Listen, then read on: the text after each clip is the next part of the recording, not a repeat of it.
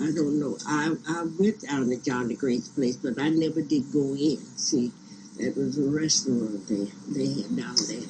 I never did go in because I see Johnny on the outside, and I would just talk to him and see it. Then I'd go on back home because I didn't have any business around there. Because you see, my mother cooked plenty, and we didn't have to go down none of those places for a restaurant to get anything. Sometime I'd go and get a little cool drink or someplace there on the corner of Scott and Central. I go in it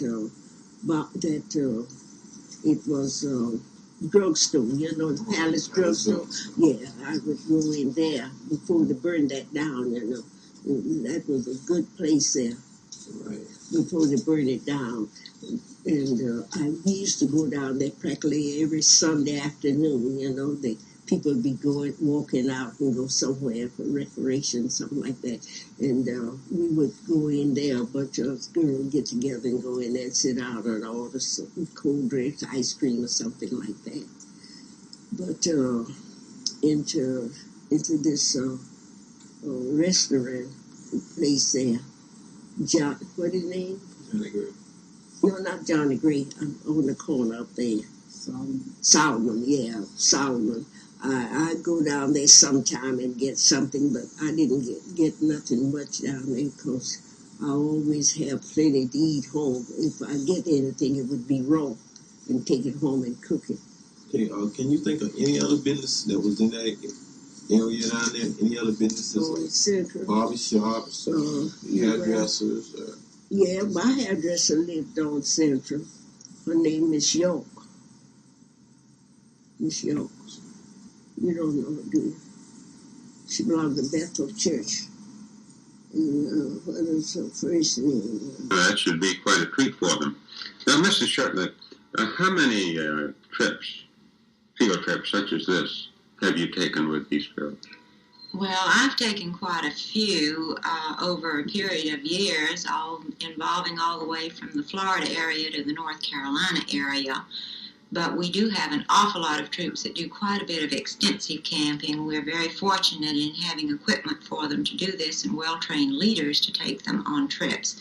And as they start off with their basic camping, then they go into more progressive areas and going to places like the Folk Festival and then on up into hiking the trail in North Carolina. Needless to say, the girls are very good campers. Yes, they are.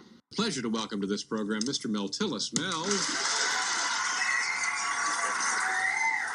Hi, Mel. Nice to see you. Is this stuff yours? That's mine. Look at I'll tell you. Oh, good. Mel Tillis, ladies and gentlemen. Now, do you want to get right? You want to get right to that, or what is that exactly? Well, this stuff, every place I go, somebody, they always give me a gift. That's very nice. And I remember when they didn't give me gifts, Yeah. But once they think that you're doing pretty good, they give you everything. And last night I was in Canada, in Kitchener, Ontario, and I did a Glenn Campbell TV special. Right. And there's a lady, she gave. This is Glenn's. Well, what are you doing with He went off. He stayed in my room this morning till about 3:30. We had a little party with Chris Christopherson, and Glenn left his dog, and I've got so mine. Wait a minute, you and Glenn and Chris Christopherson till 3 in the morning with puppets. Is that what happened? Well, Anne Murray was there, and she had one too. They gave her. Delta Burke was born in Orlando, Florida in 1956. Her father wasn't interested in kids and cut out early, leaving Delta to be raised by her mother and stepfather. She was a stunning child, but with exceedingly low self-esteem. Her mother thought modeling would help. It led to acting and beauty pageants. For Delta, the runway provided a special blend of Southern comfort. She won a series of titles, culminating in 1974 with Miss Florida. While Delta failed to finish in the top 10 at the Miss America pageant, she did win a talent scholarship and used the money to go to London with her grandmother and study drama. So I thought this was pretty good. You got a tiara, you got a trophy, some presents, your picture in the paper, and I liked this. I liked winning. So it became this hobby, but I didn't know anything about it. So I'd go out for Miss Jamboree Queen or I won Miss Florida Flame. What else? Miss VFW Post 8207, Miss Gold Star Wise, Miss All Veterans Day. Oh, gosh. And then finally, you were Miss Florida in the Miss America contest. Yeah. Even though in the Miss America contest, you did not Miss come America in was hard. You did not It was come hard in for the me. first 10 at all. Mm-mm. Yeah. And it was very hard to be there. It was hard to lose. It was hard to lose that big and not make top 10 when you just wanted to make top 10 and be discovered. I still want the crown. First name on the list is Delta Burke, and our state pageant is held in Orlando, Florida. East Best Country, we've got a great star on the phone with us today. So excited to talk to John Anderson. How are you, my friend? I'm doing well, Eric. How about you? Doing excellent. Just got back from Nashville doing the CMA Music Fest. Were you in the midst of all that mess? Actually, I was down in Louisiana working over the weekend, but I saw a little of it before I left, and indeed they were in full swing here. Absolutely, it was wall to wall, folks, and I'm sure you've been through a lot of that over your long career being there at the CMA Fest. Oh, yes, indeed. Actually, yeah, when I first came to town, we used to call it fanfare. Sure. And we had a lot of wonderful memories out there at the fairgrounds. And then, of course, they moved it downtown to some nicer facilities, to LP Field and such. And, yeah, it's really great to see how much they've grown through the years. We're here with Butterfly McQueen. And Butterfly, now, we were talking earlier, and I asked you if you've ever been to New Orleans, and you told me something I thought was interesting. We'll share that with our viewers. You were in Showboat, right? Yes, I feel sure. I think I did pass through there with Showboat, and I know I did years ago with an all-black cast of Harvey. What was one of your favorite moments or favorite lines from Gone with the Wind? Well, my favorite line is when they're out in the field, and the field man says, "Quitting time," and somebody, and the big foreman said, "Who does say quitting time?" And one of the females said, "I said quitting time, just to help you out." And he said, "I'm the one around here what says quitting time." And then, and then he said, "Quitting time." And that was quitting time. Yeah, that was quitting time. And you remembered his lines too? Oh, yeah. You still do it. It was funny, the way they do it. I was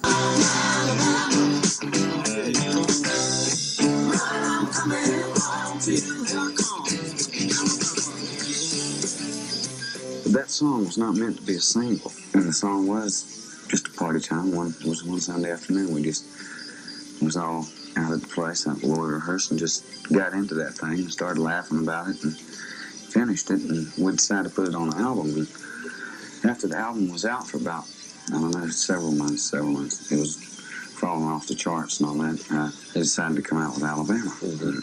You know, we, like I said before too, we expected that it would sell about 6 copies and we'd have to buy 3 of them. But when it went up to the top 10, we was just as shocked as anyone else. Right?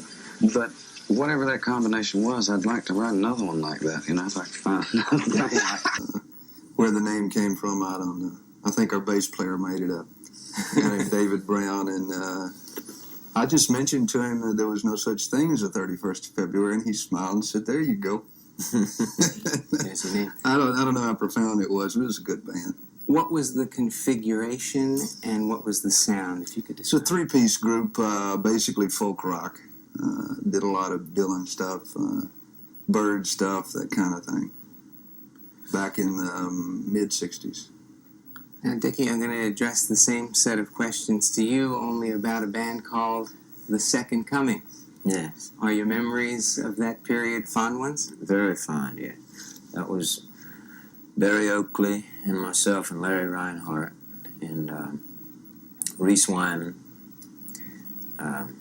Nasty Lord John playing drums. That was the beginning, some of the beginnings of the Allman Brothers, that group. We merged with Dwayne and Greg and Butch with the 31st of February and formed the Allman Brothers Band.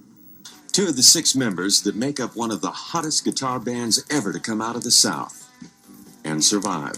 I got kicked out of high school for long hair, which really wasn't long. In the South, it was really degrading back there to have a son that had long hair in the first place. I can remember riding around and driving a car and never wanted to stop at a stoplight because guys would literally want to kick your ass. I mean, just because you had long hair, you know. We had a lot of fights even when we were playing bands. We played at one time the Lakeland Civic Center, and we got attacked or at least accosted by about 20 or 30 people, Had to fight it out with microphone stands. They drew a lot of people into themselves. I know that for a fact to be my own case, because I just didn't want to go out. I got to the point where I didn't want to drive around, Your only escape was your guitar. Right. Just sitting down and listening to music, getting a little stoned or whatever, we could do back then. We did have the line back then on how to get high anyway. Yeah, everybody could figure that one out. It's turned around a lot now in the South. I think it's one of the better places to be now. That is amazing to me, because the South, which has always been known for being, violent and racist and all those things we've always heard, inbreeding. And look at us. Look at Joe. My mother has something to say to you. The focus is on the South now because the South was always so overlooked in political, music, every kind of idea you can think of. And so finally the South is bringing out its own, like now the political aspects of having a Southern president. All of a sudden, Southern groups, musicians that were always frowned on by people from, the supposedly hot spots in music, Detroit and New York City, Los Angeles, and all these people, are taking a second look. Now country music, even Nashville, and people like that are starting to get a national and international esteem. And I think that a lot of that has to do with the idea that the South has always been really drastically overlooked in every kind of thing that unfolds. And now, like, a lot of Southern groups are coming to their own, The Allmans really set the pace there, and then after that, everybody felt like they could really go out and do their own thing. Musicians breed down there. There's, like, more bars in the South than there is anywhere in the United States. And if you want to play and make $100 a week and you got any kind of talent at all, you can always go into one of these little sleazy bars. And that's how we got ours, and a lot of people have made it that way now. View yourselves, and I don't mean to be cliche because of the name Outlaws, but I see rock and rollers as outlaws in general. The political situation in Florida. Now, first, sir, we've had Governor Talmadge on this program a few days ago, and he told us his position. We've had certain other Southern governors. What's your position in the present national campaign, sir?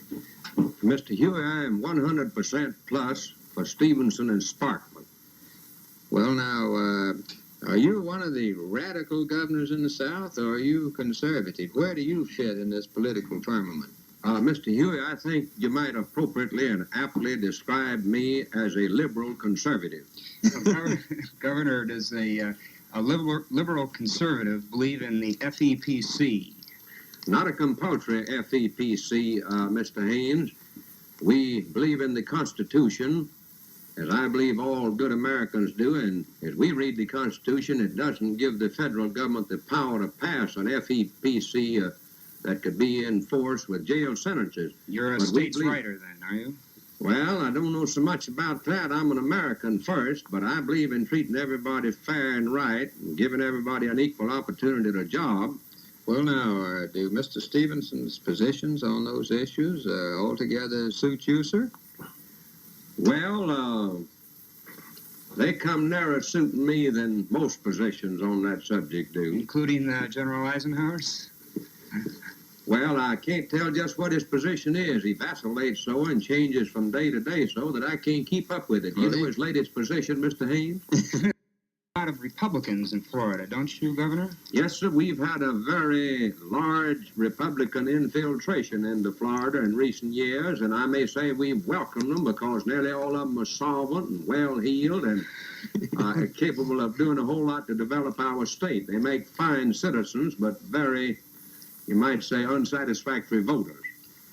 Well, sir, now about Florida, and has the industrialization proceeded as fast in Florida as it has in other states?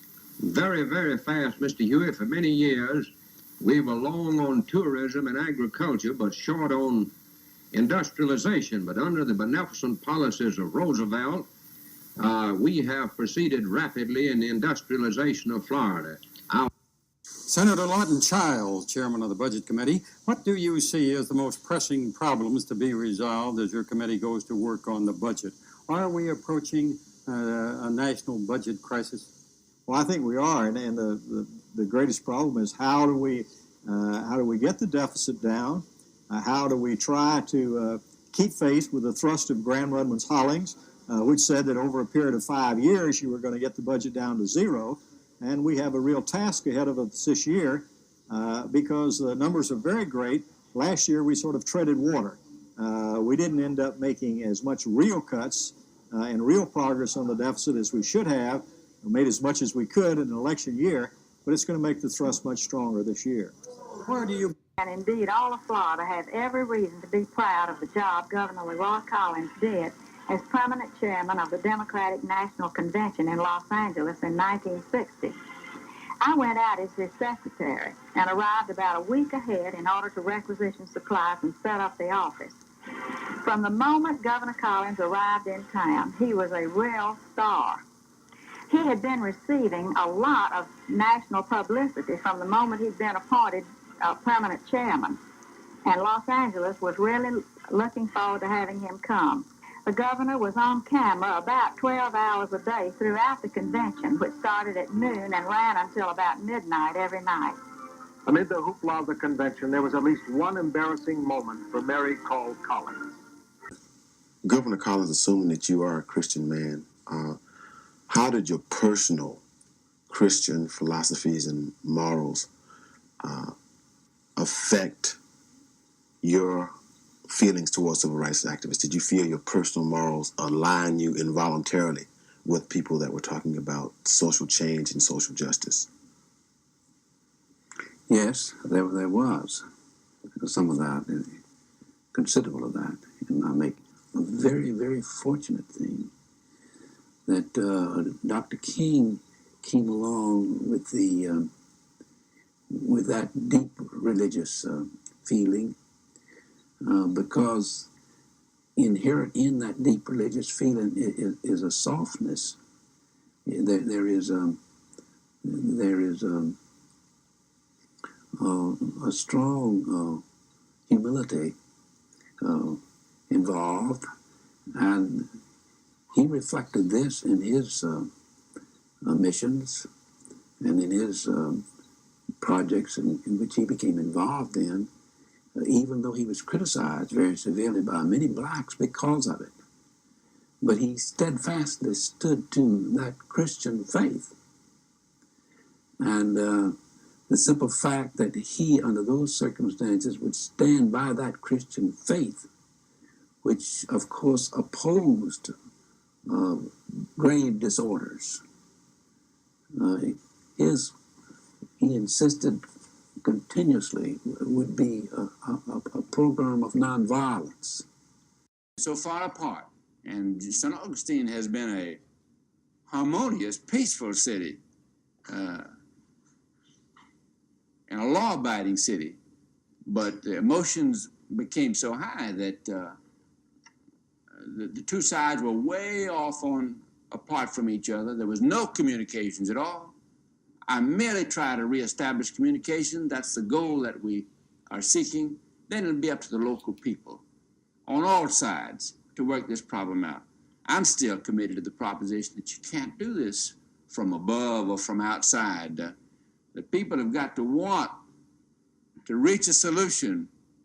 And if they do so, it's my job, to the degree that I can, to provide them with the climate and the mechanics.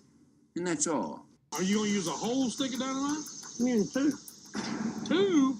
Wouldn't that take this whole bridge down? I hope it don't.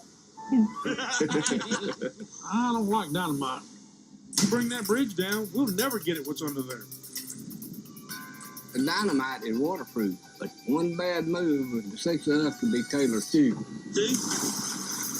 Get this one underneath that log. I'm going to put this one right beside it so it'll float the log off of this one. Don't pull it after I get it set. Here we go.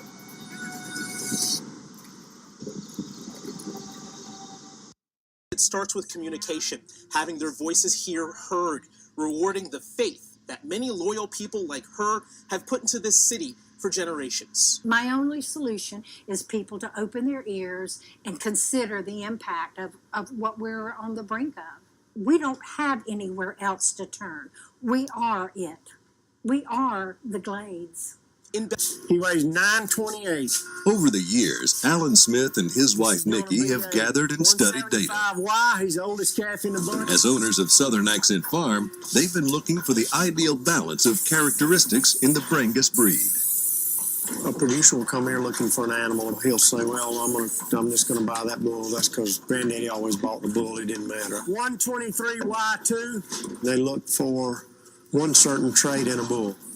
I'm trying to build animals that are balanced across the board, not just have a big ribeye, but also have intermuscular fat, have good yearling weight, weaning weights, and good birth weights. We have so much more technology today, so much more genetics available, so much more data than we did when Granddaddy bought that bull. This perfect balance is important to the Smiths because their purebred bulls, purebred heifers, and commercial heifers are sold as breeding animals. And they're highly sought after by other ranchers looking to improve their own herds. From an initial herd of five registered Brangus heifers in Manatee County in 1996, the ranch has steadily enhanced its breeding stock to over 200 registered animals and about 200 commercial cows, including R532, the top artificial insemination sire in the Brangus breed for 2011. Located in North Okeechobee County, the 800-plus acre ranch is a mosaic of semi- and improved pastures, forested wetlands, and native hardwood hammocks. But that wasn't the condition of the ranch when the Smiths relocated here in 2002. When we came, we didn't realize exactly what all we were getting into, but I realized after being here a short time that we were going to really have to watch where the runoff went. We had a ton of exotics. We knew there was a lot of work to be done. We found out real quick. The sugarcane mills just fascinated me around here. I've never seen a sugarcane truck before. At the Lakeshore School in Belle Glade, new teacher Julie Adams asked her students to instruct her by making a sugar coloring book. She found that the Lake Okeechobee area is like any American farming community, and its schools are filled with children whose parents work the land. The coloring book was started because I didn't know what was going on in the community. The main industry of the community is sugarcane. And since I didn't know anything about the sugarcane, I asked them what happens from start to finish. Wayne Beardsley offers his experience on the subject. He's a supervisor for one of the largest growers. This is a seed piece of sugarcane. It's simply a portion of the sugarcane stalk. At periodic intervals in the stalk, there is a definite joint, similar to a runner of grass. At each of these joints is a bud. From this bud will germinate, once the stalk is planted, a sprout. Over a period of 2 or 3 months, this sprout establishes its own root system, and from that new root system comes many sprouts which eventually look just like the fields around us. In a period of about 12 months, it'll be ready for harvest.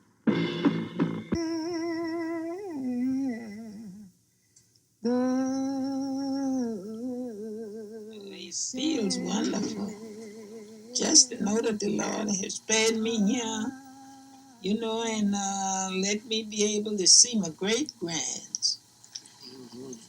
Yes, wonderful. I didn't think I'd have been able to see them some time ago, you know, and I'd be sick. I didn't think I'd have ever seen a great-grand. But I done seen a lot of great-grands. And I enjoy them, my grands and my great-grands. Enjoys them being around me. As far as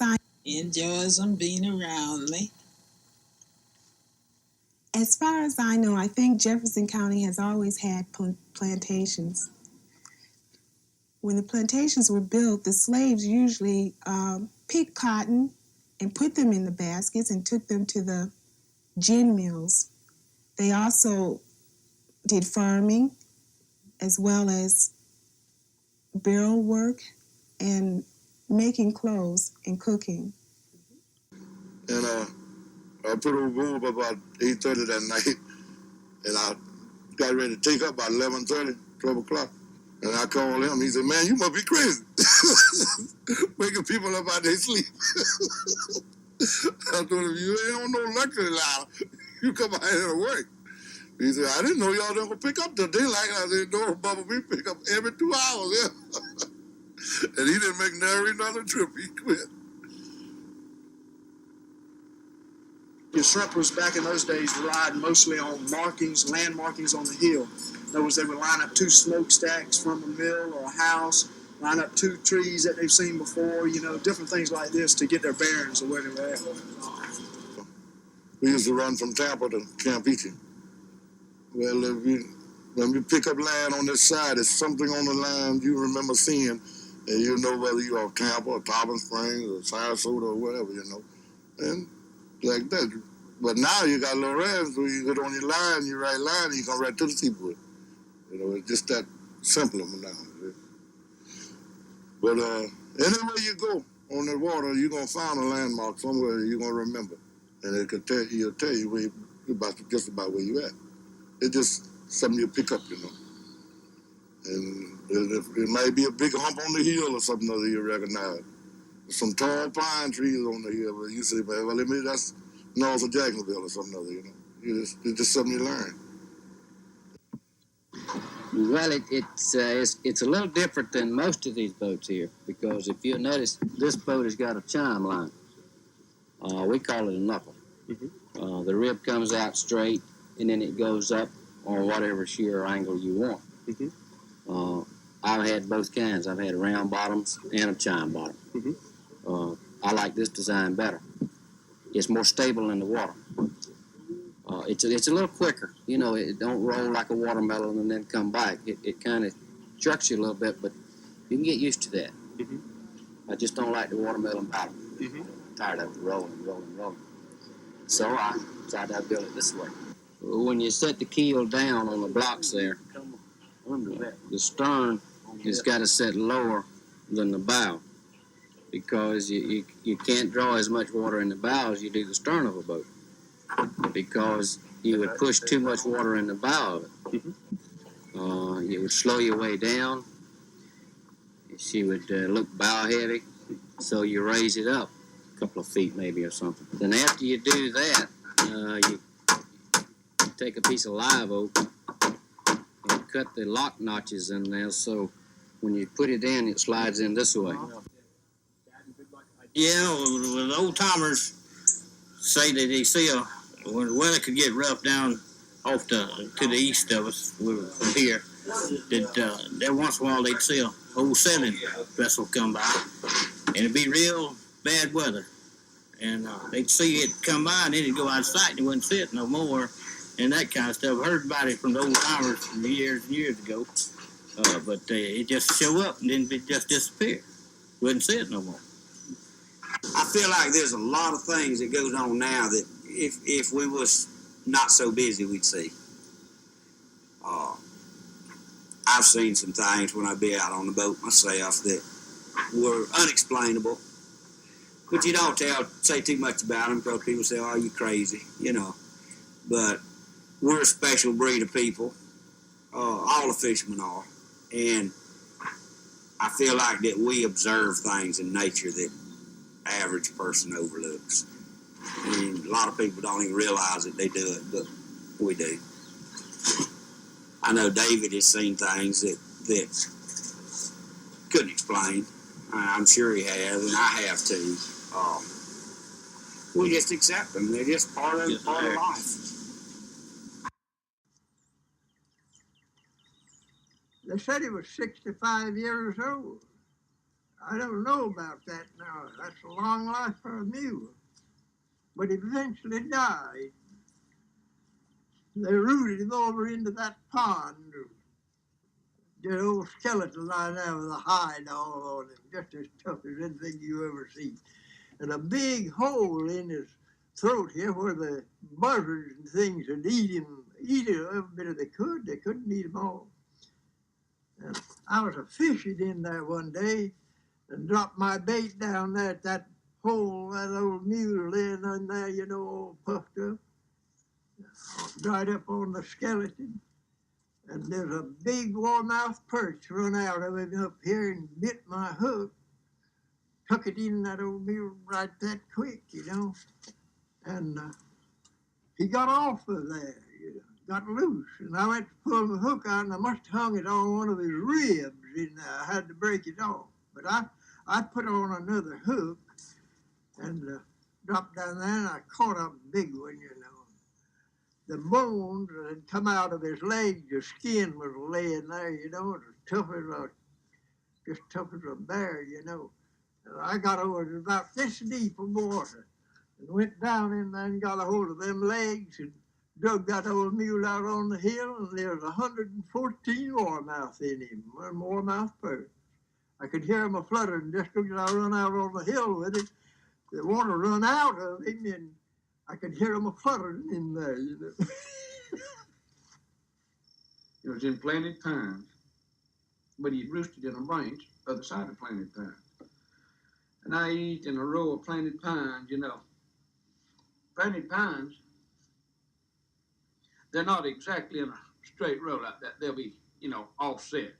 So you got a variation about 2 foot, maybe, you know. And getting in Planted Pines, I'd walk across the rows, crossways of the rows, till I got right even with where he was at in the swamp. And I knew, I said, right yonder he's at. I'd walk crossways of the roads, you know, till I got that road, till I knew he was right at the end of it. I was working my way in and out. And I slipped up there. I slipped up close enough to the branch, I could see the turkey in a pine tree. Tell me he was a gobbler. And I got to that pine and I looked, there's about 30 foot over there to that other pine, and about 25, 30 foot more to the turkey. And I looked at that turkey and I looked at that oak spot. I says, there ain't no way I can get no further. I just eased that gun up real slow behind them pines and eased down. Yeah, Lord. And there he is, right there. I think he's got about 11-inch beard. He hit the ground. It sounded like a ton of bricks. Huge oak right on the bank of the creek. I went and stood under the oak. And I said, Lord, I don't know if you want me to have this lot or not, but if you do, well, then you make it possible for me to have it. So I went along for over a year, and I didn't know if the lot had sold or anything. But over a year later, I had as much money as the man was asking for the lot. And I went to him and to find out if he still had it, and sure enough, he did. He said, but you know, it's really ironic. He said, I've had this thing sold 3 times. And every time that I've had it sold, something's come up, and the party that was going to buy it didn't go through with the deal. He says, I hope yours goes through. I said, there's no question about it. It's going to go through because I know that this is an answer to prayer. Sing the wondrous of our Jesus, sing. Folks thinks that way all the time. That just happened. You know, a fella talking to me in that house up yonder. He said there ain't no such thing as a God. Well, I said, Mr. Dave, I said, you believe you're here, don't you? Yeah, I believe I'm here. Well, I said, do you believe any man on earth made you? No, I didn't make me. I said, do you believe any man on earth made Adam and Eve? He said, no, I don't believe it. Well, I said, what made them? How come I'm here? Oh, he said, that just happened. Well, I said, let's call that, you saying just happened, let's call that God. Let's give it another name. Work, you know, a lot. Had a vacation coming in.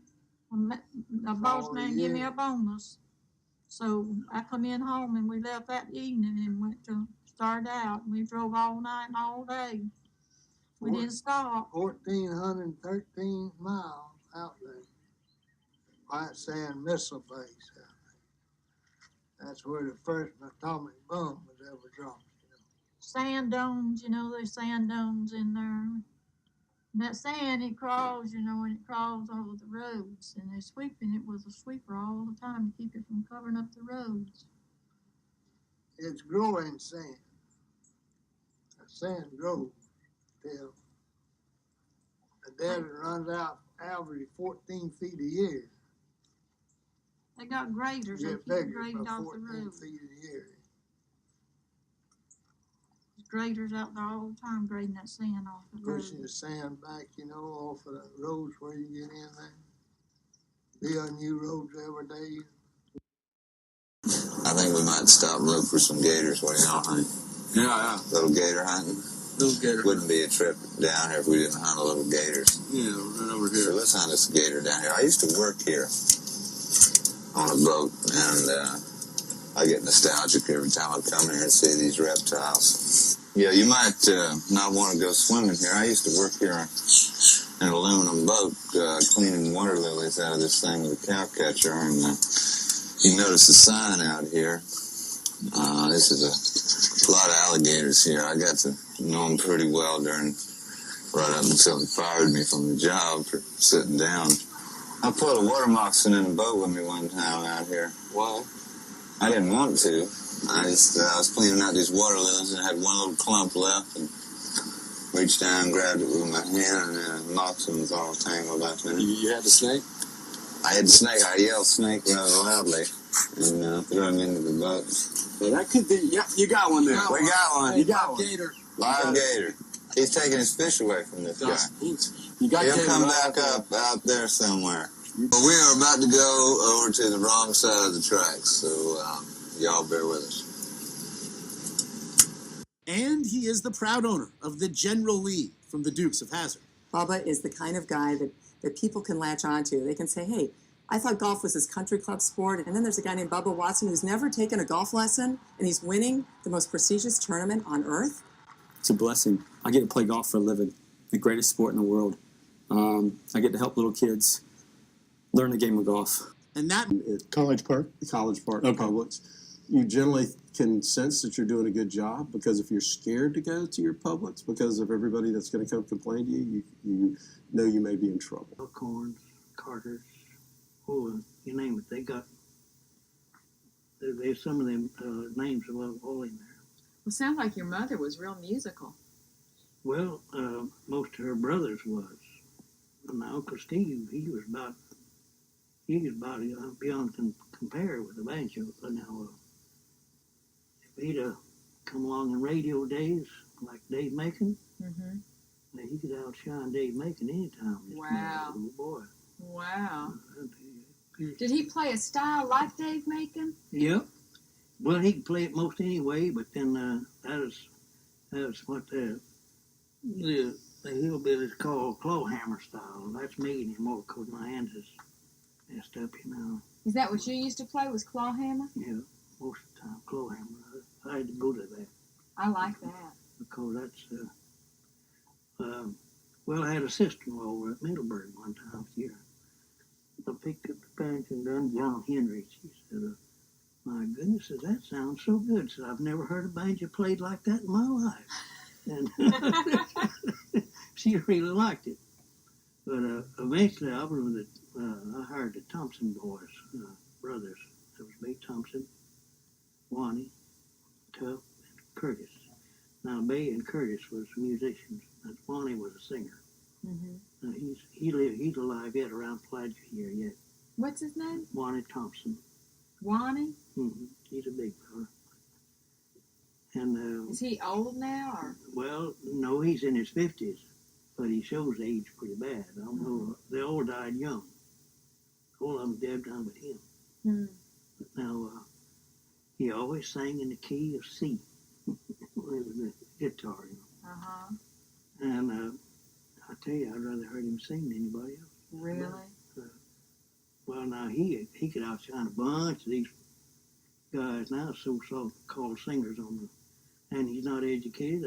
I don't know. I've never seen him sign his name. Really? What's he do for a living in Palatka? Really, I don't know right now. I haven't I met him in a grocery store, and he was married to some woman here. Wow. And then down the side of it, there's another there that I get an awful kick out of. That Horse Stomp Church Road. I went to that church when I was 9 years old. That's fun. Is that a Baptist church? I don't know what it was. It's an old country church. They got a traveling preacher would come once in a while. And I come back through White Oak, down from Virginia. Picked up 17. I was just a little bit early, and I was kind of sort of reliving in the past. And I come down through White Oak, and there was a sign on the station in a little store, Whiteheads. I made me a U-turn with back. Wow. And I told him, I said, well, I was just wondering if I could bump into anybody I knew around here, because I lived here as a kid. And they said, where'd you live? I said, I lived out here at Gold Bluff. There's an old lady standing there, gray-headed, that's all get out. She said, you are a DeGulyer. Well, I explained it. I bet you did. And she said, are you Jesse? I said, no. Well, then you're Clyde. I said, no, you're close. I said, but I'm Claude. That's right. He says, well, how's your sister Stella? Well, right now, Sister Stella's cancer. Oh. And I never have seen her under 140 pounds. She's always been a big gal. But now, she's about 97 pounds. Oh, goodness. And wasting away. But that woman knew you. Well, she knew the DeGulyers, and I said, well, I knew Arthur Whitehead. You know, he lived out there close by. I said, is any of them living yet? She said, no. I said, now, she said, I was married Amos. That was Arthur's brother. She said, now, I never did get really acquainted with you folks, except that Amos knew you folks, and Arthur knew you. And said, what was so odd, says, about 2 weeks before he died, and he died just about 8 months ago, said he mentioned you folks, the Golyers, said the Old Bluff and how nice you were. Well, they tell me that's a resort out there now, and it's all fenced in, you can't get into it. But I'm going to go see what I can see of them one of these days anyhow. That's really interesting. Yeah. And live there on what they call the Umbrella River. You ain't supposed to pop. And so then your dad went to farming out there? yeah, he farmed out there, and then he rented this place in Moorhaven. We stayed there until the 26th hurricane. So you were pretty much raised down there.